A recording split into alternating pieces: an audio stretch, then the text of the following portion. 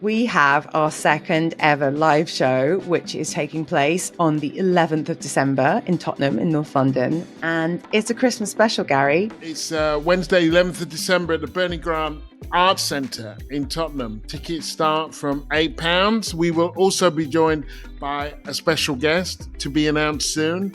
Bring your mince pies. We're going to have a do. 11th of December, Bernie Grant Arts Centre, Tottenham. I'm Gary Young. And I'm Carys. Every week, Carys and I will be talking about those stories in the news that are overreported and the ones that are going completely under the radar and not talked about enough. This is Over the Top, Under the Radar.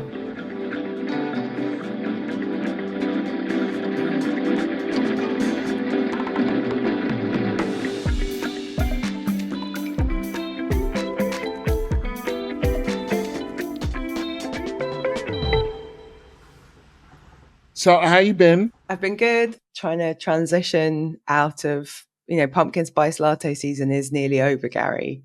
Isn't it? Yeah, because it's autumn. Soon it will be Mariah Carey season, or winter, as it's known. I feel like I only just found out about the pumpkin thing, and now it's gone. Yeah, it's quick. It's the end of October, right? Autumn ends, what? Couple of weeks. The thing that marks the beginning of winter is obviously the first day you're allowed to play Mariah Carey's All I Want for Christmas. Oh, I don't think that anybody should be allowed to play that ever. I think that well, you're wrong. It's an iconic song by an absolute legend, but you can't play it until the 1st of November. Mariah has decreed. She is the queen of Christmas. And when she posts on social media that you're allowed to play it, that's when winter begins. Taylor's oldest time. Oh, I did not know that. You think it's about the solstice? I don't know. I don't know what you think it's about. It's about when Mariah Carey says it's appropriate to play my Christmas song. I love the way we go from Starbucks defining our seasons to Mariah Carey defining the season. Yeah, it's late-stage capitalism. Everything needs to be owned. Come on, wake up. So talking of owned, there's one story that I saw this week that I really loved, which is Rudy Giuliani, who is completely owned now.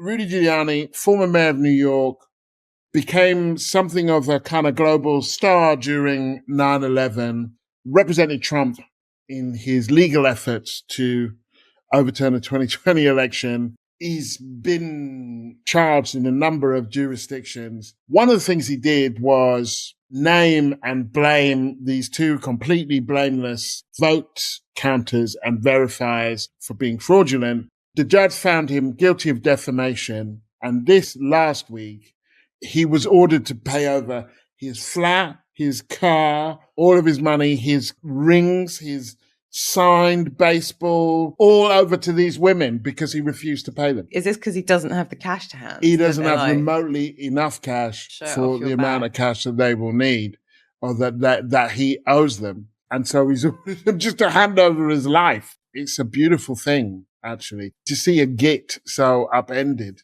He's kind of box office, though, because he's just such a wild individual. Do you remember the 4 Seasons Total Landscaping press conference? Yeah. Or didn't he do a press conference once where he had hair dye dripping down the side of his face? I'm sad. I'm not sad to see him lose his rings, but I hope this won't be the end of his turn in public life. Actually, maybe I do. Well, so long as he's public without any power, then I'm kind of all for seeing him panhandling around Manhattan. Okay, so Rudy Giuliani's had the shirt off his back. That's quite enjoyable. I'm trying to think what else has been happening. Well, Paddington's been given a passport, which I thought was kind of pretty amazing. Is it an actual passport? Well, so he's a refugee. I thought we didn't give them passports. I know. Anymore. It can't be an actual passport because can't it? He's not an actual. This country is. He's not an actual person. And I dare say... Definitely is, Gary. He's done 2 films. Obviously, he's real. What are you talking about? I have looked it up, Gary. The Home Office have confirmed it's a specimen document and can't actually be used. Yeah, so don't get any ideas, Paddington. All right? No. And of course, I wonder whether that will translate into specimen compensation for the Windrush victims. If the Home Office can give a specimen passport to a fictional bear, they can do better by people who actually exist. Yeah, but I think, Gary, what you're forgetting is if we just go around giving real passports to all the actual bears, and all the bears in Peru will get on fucking boats and come to the UK. You've got to think this sort of stuff through, Gary. You know, it's the incentives. Everyone out here with a Google News alert on Paddington, suddenly these swarms of bears are coming to the UK. We're full, Gary. We're full. Jesus. They come over here, eating our marmalade. Bloody bears. Stealing our coats. I don't know what else they steal. But yeah, we've got to be careful. You can't start, these things get a momentum of their own. We've got to show that we're tough on bears. So yeah it's fine as a prop, but no real passports for Paddington. No, it starts with bears. Before you know it, you got rhinos, you got hippos. Anacondas. Who knows? Some of them might not even be Christian bears. I want to thank everyone who got in contact with us on email and on socials, whether it's to say hello or tell us what you think of the show.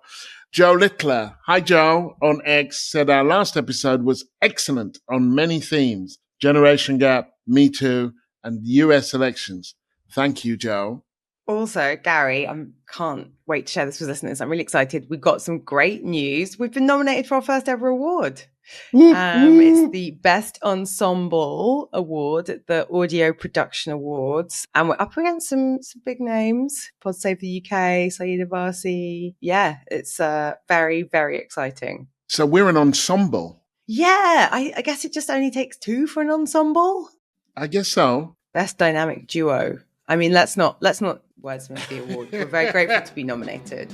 Another new development is we have hit our target of new Patreon supporters. These are the wonderful new people who have signed up to support the podcast on Patreon. Thank you so much. Jenny, AC, I'm sorry if I'm saying your name wrong, Jason, Natasha, Anna, Kate, Adam, Ellie, Matt, Ed, Sohail, Carrie, Samira, Katie, Anthony, Greta, Rosie, Amos, Alyssa, and Caitlin.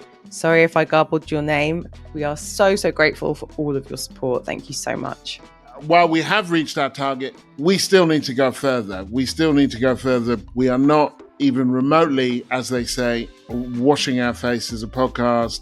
We need your support. Packages start at just £3 a month. So if you want to keep the show running and access our weekly bonus episodes, the newsletter, the exclusive over-under WhatsApp community, brilliant group of people, search Over the Top, Under the Radar on Patreon and put your money where your ears are. Okay, Gary, what you got for us this week?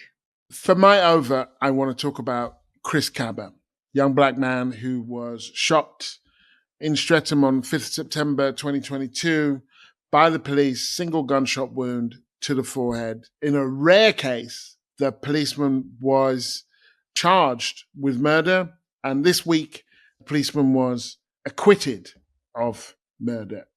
After the acquittal, it has been alleged that Kaba, in the car that he was in when he was shot, there were letters and a passport belonging to two convicted gang members, and that CCTV footage shows that Kaba, had been involved in a shooting that those two gang members had been involved in.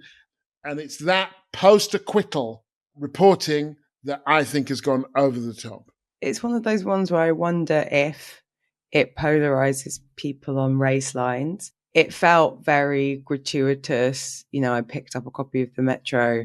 We had 2 pages about every supposed criminal activity Chris Kaba is guilty of, when the reality was he was unarmed, boxed in by police cars and shot in the head. The officer apparently claimed he wasn't aiming to shoot him in the head. But yeah, this idea of who deserves access to justice, that's not how justice works. I think it is visible to at least black people in the UK, the way that black men are demonized to legitimize how they've been treated by the police, whether that's Mark Duggan or Sean Riggs or Chris Kaba. I think there's a real problem with the Metropolitan Police. And there are, at this point, multiple inquiries and reports that back that up, that it's sexist, it's racist, it's homophobic. And we weren't on the jury. We didn't sit in on the court case. But the verdict does reinforce this idea that the Met Police can act with impunity.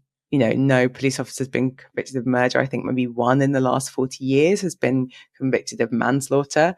The thing that sort of is with me is it one of those ones that if you're not Black, do you sort of have the same emotional reaction? There's an emotional reaction and a cerebral reaction. I think the emotional reaction would hit us as a Black community more because that could be me, it could be my son. You know, I've been beaten up by the cops in Paris. I've had incidents with police elsewhere in the US and here. In certain moments, being Black makes you a suspect. It just makes you a suspect. But while if you're not Black, you might now be able to access that sense of vulnerability emotionally in the same way that I don't know what it's like to walk home at night as a woman, for example.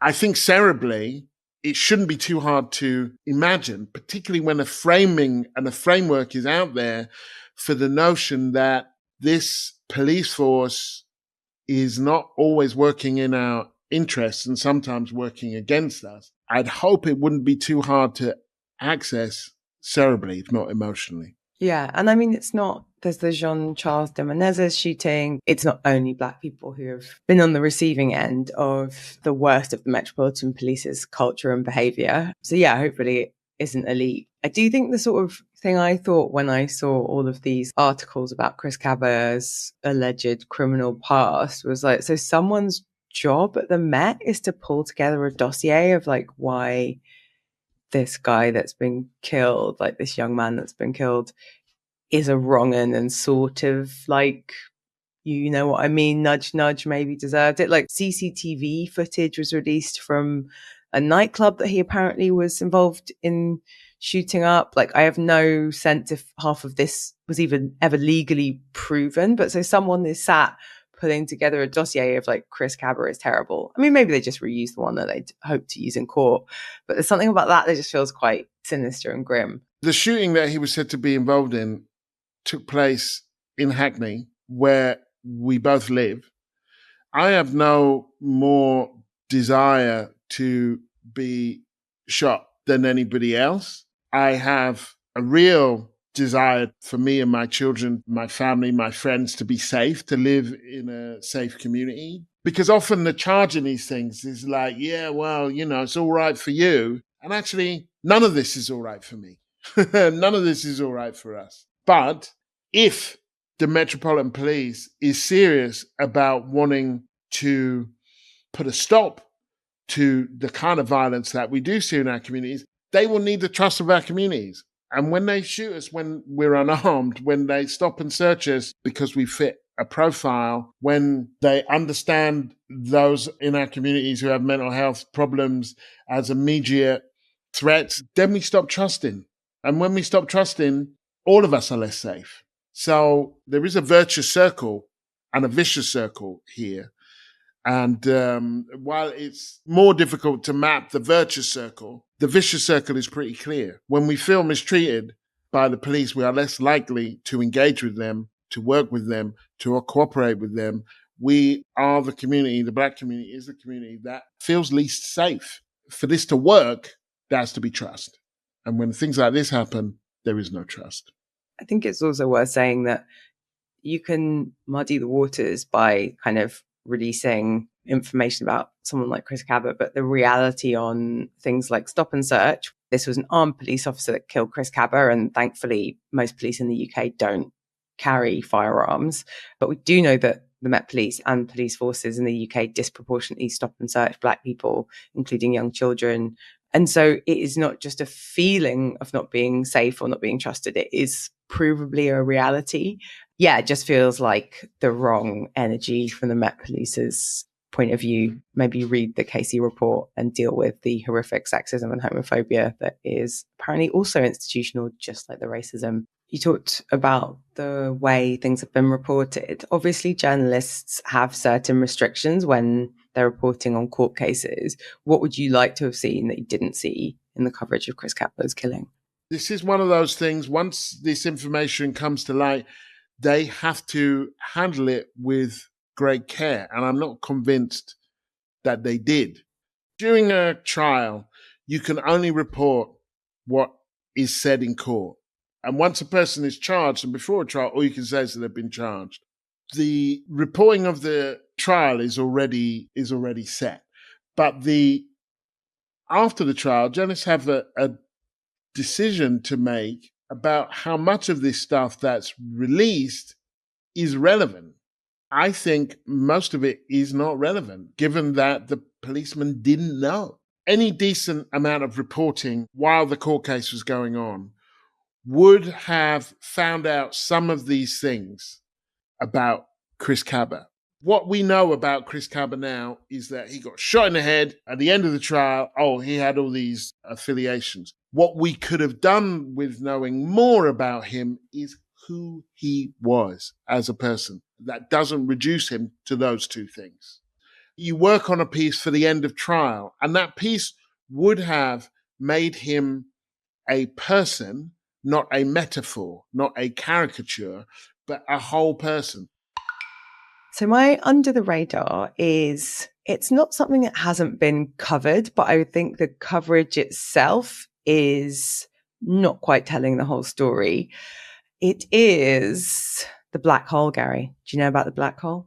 No. Are they blaming black people for digging holes now? Is that what's happened? No, I wish that's what I was talking about. So obviously black holes are like a concept in space. I'm not talking about space black holes. There is a black hole in the UK public finances, and it's £22 billion. It's more than Rachel Reeves claims that she thought it was, but it's still just £22 billion, which is a fraction of public spending or our GDP. The number sounds big, but it's not that big if you think about what we're dealing with. It's really frustrating to see the Labour Party playing into tropes that the Tory party has cultivated for decades, and certainly since the 2010 coalition government came in, which is when, if you remember, George Osborne and David Cameron told us all that the feckless Labour government had been spending too much, and as a result, our debt, so the amount of money we owed, and our deficit, the gap between what we were spending and what we were taking in tax, were dangerously high, and we had to cut the public sector to the bone in order to pay down this debt or deficit. Now, a recent look at interest rates would show you how illogical that is. One of the reasons that we hear a lot about a black hole and a crisis in the UK's public finances really isn't about debt or spending, it's about interest rates. So back in 2010, arguably, interest rates were pretty low. So it wasn't that bad an idea to have a deficit or to have debt. One of the reasons that we're in quote unquote financial trouble at the moment as a state is that, and those of us who have a savings account or a mortgage know this, interest rates are just quite a lot higher than they were 10 years ago. So if you owe money, the debt gets bigger faster. So that is a real and observable economic phenomenon. But I just find it interesting that actually, if we look back 10, 15 years, we probably could and should have been running a deficit in the aftermath of the financial crisis. So like, these things are all a bit of a nonsense, and we have to unpick the language behind them. Rachel Reeves is the Chancellor of the whole British economy. And, you know, budgets are big set pieces. The budget is likely to happen next week, and she will announce lots of tax and spending decisions. And those are some of the levers she has. But the things that we're not talking about, because all we ever do is talk about public spending, are also quite important. So we run a huge current account deficit. That means we're importing way more than we export. To simplify things massively, that's generally not a good thing. There's no conversation about that. We have really low productivity in the UK. Some of the lowest if you compare us to our peers. That's a problem. That hinders growth. That hinders how effective our economy is. It's part of why the public sector costs us so much. When we're talking about black holes, we're not talking about that. So yeah, I think it's underreported and under-scrutinized, this notion of a black hole. I don't think it makes much economic sense. And I'm skeptical as to whether it makes any political sense. I think that thing about the metaphor, because Thatcher used to do that, didn't she? I'm a grocer's daughter. We all have to balance our budgets and so on. So there is a real issue of political education, I guess, in terms of, or economic education.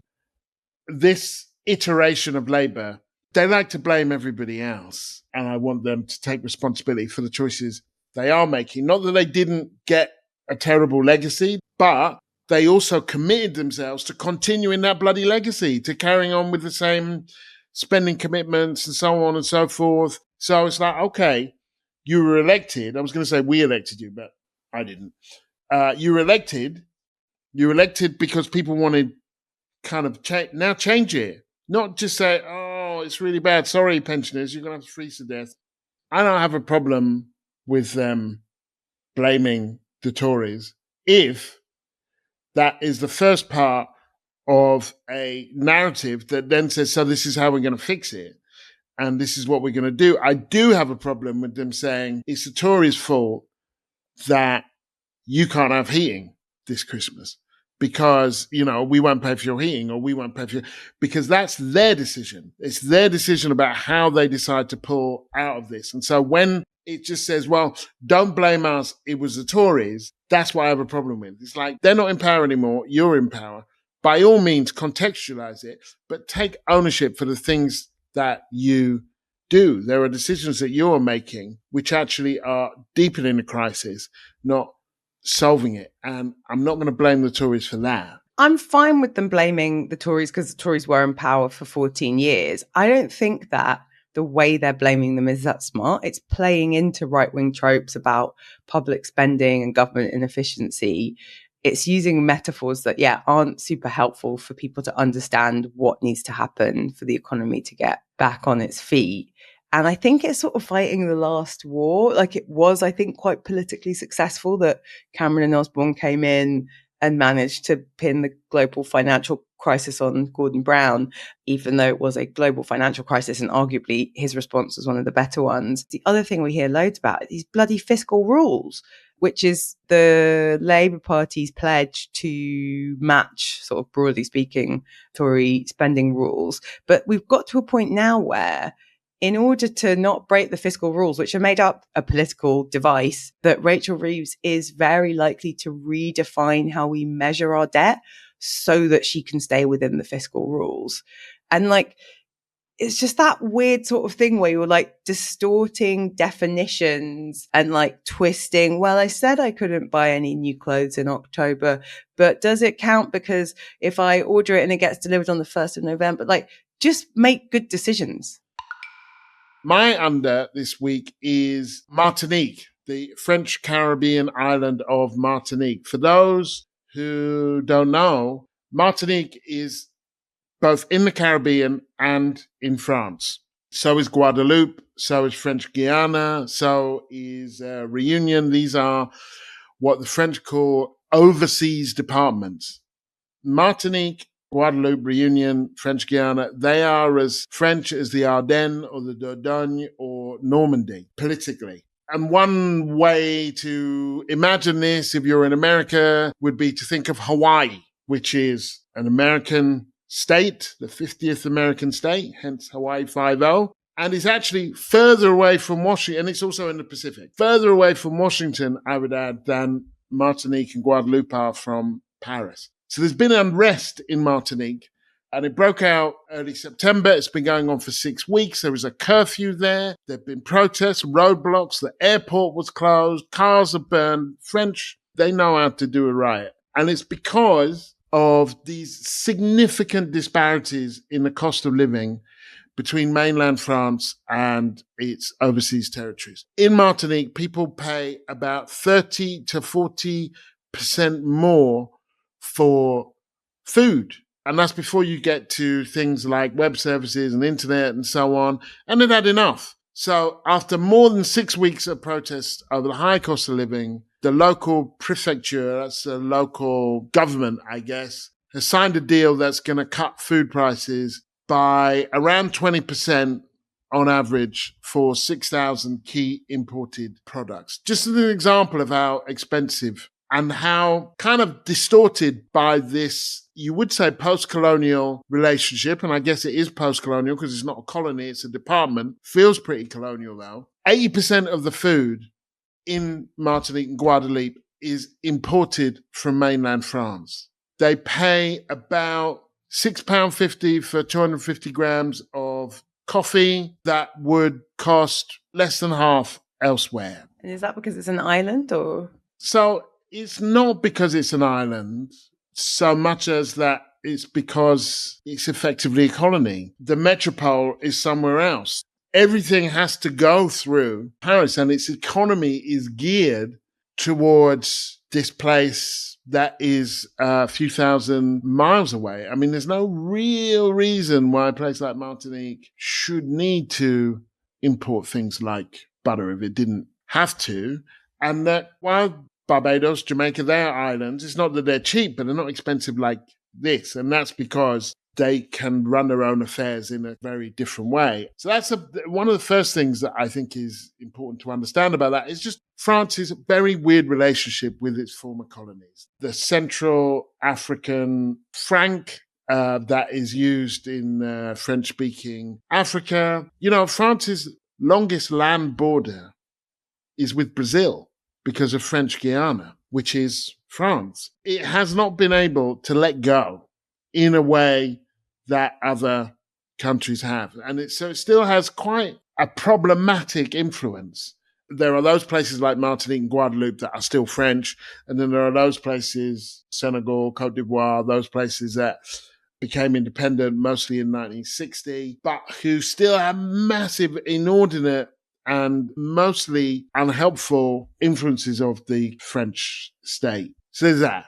Moving on from that, the illustration of what that lived experience is like in a place like Martinique. I've never been to Martinique or Guadeloupe or French Guiana, although I hope to. But that sense of, you know, I read an autobiography by Claudine Taubira, who was a government minister. She's from French Guiana, and she was a presidential candidate. And she talks about when they're at school, one of their first history lessons starts with our ancestors, the Gauls. You know, Martinique was the home to Frantz Fanon, Aimé Césaire, to these kind of giants of Black philosophy and arts and thinking. So it gives a sense of what that lived experience is of like, to be in the Caribbean, but not exactly of it, to be of France, but not exactly in it. And the final point, which without fetishizing riots, they can make a difference. I hadn't heard anything about the riots in Martinique, so it's definitely gone under my radar. I think this idea of does the term post-colonial make sense in a French context or even any context? I think that's quite an interesting thought. Yeah, we could do a whole podcast on the involvement of the French state in West African countries like Burkina Faso, Senegal, and Cote d'Ivoire. And certainly, I didn't know that Martinique was a colony, but I was vaguely aware of its existence.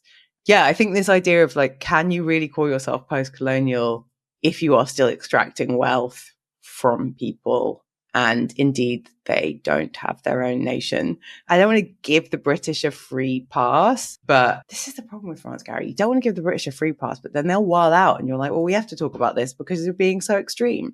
So yeah, I think it's a good under, and I guess the thing that I'm taking from it is to what extent are any of these relationships post-colonial if it's still an extractive dynamic? And in the case of Martinique, like Martinique is not a country. It's a kind of outpost of France.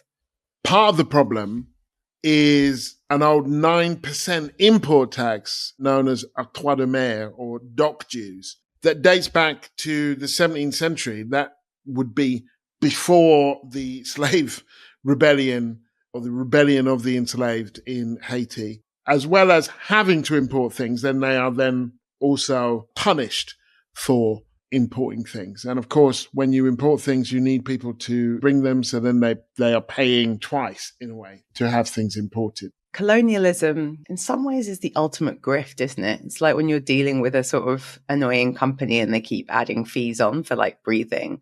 I think the thing that is not talked about enough is that you'll hear people say, well, you know, people should stand on their own 2 feet. Slavery was ages ago. Colonialism was ages ago. Arguably, it never ended. But also in the fine print of most of these things ending, often there's some like hidden tax or fees. And this idea that there are all these sort of, not even that well hidden, but just like penalties and fines for the crime of being colonized is, yeah, just a really irritating and annoying reality. There's one other thing, actually, that because this just happens to be the week, Keir Starmer is going to the Commonwealth. A lot of the Caribbean countries want to talk about reparations. And his line, which is particularly rich during Black History Month, is, I don't want to talk about the past. We need to focus on the future. And it's like, yeah, do you not think if you paid us back for the stuff you stole, that might help us with the future? It's like the JD Vance debate with Tim Walz when he's like, did Trump lose the 2020 election? And he's like, I'm focused on the future. And you're like, okay, so that's dodgy. I know. It's like, and do you think the future is not in some way related to the present and the present is not related to the past? If we're going to have a future that's worth talking about, you might have to give us some of our shit back. There is a willful inability to kind of metabolize that element of our past. But the final thing, and it's a question that I would like to ask, not so much to you, but to any of our listeners out there who know this stuff, and I've studied some of it a bit, but I'd be interested to hear, particularly if there are people in Martinique and Guadeloupe. This is an open question. It's not a kind of mocking question or a challenge. I'm interested in what are the barriers to you being independent? What is the thinking behind? Since 1946, there's been this law that you are a department. What are the barriers, either practical or philosophical or political, to you becoming independent countries? So my over the top is, I want to say Elon Musk, but it's actually Elon Musk's lottery. I think it's getting the wrong coverage. Basically, Elon Musk, well-known git, as you would say, is a full-throated supporter of presidential candidate Donald Trump. He has been giving huge amounts of money to the Trump campaign, mostly via a PAC called the America PAC. As best we can estimate, he's given about $75 million over the last 3 months to a political action committee that supports Donald Trump becoming president in 2024. The new development that I am over, even though it really only happened a few days ago, is that Elon has devised a lottery system where you can win money if you sign a petition in support of free speech and the right to bear arms. The lottery is running in swing states. So if you're in Georgia, Nevada, you like watch Veep, Arizona, Michigan, Wisconsin, or North Carolina, and you sign this petition or you refer someone else, you get money. And then every day until the 5th of November, one person will randomly win $1 million. So the reason I'm over this, like I'm over Elon Musk, I've been over him for quite some time.